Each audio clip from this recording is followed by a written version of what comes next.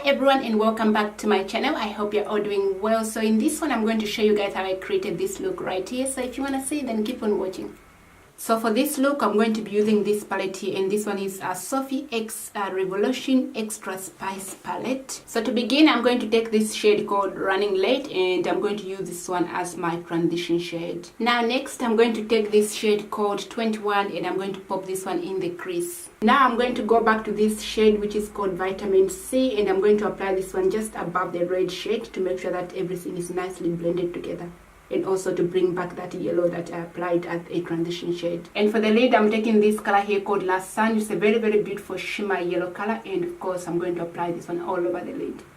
Going back to 21 and applying this one above the yellow shade that I just put as my lid color, and buffing everything together. Now moving on to the lower lashes, I'm going to take this color called 21 and of course just blending it on both sides. Now I'm going to take this color called Last Sun and apply this one in the middle of my bottom lower lashes. And last, I'm taking this shade called Infinity and I'm going to apply this one in my inner dots. Now I'm going to apply some mascara to my top and bottom lashes. And for the lips, I'm using Layover from Colourpop.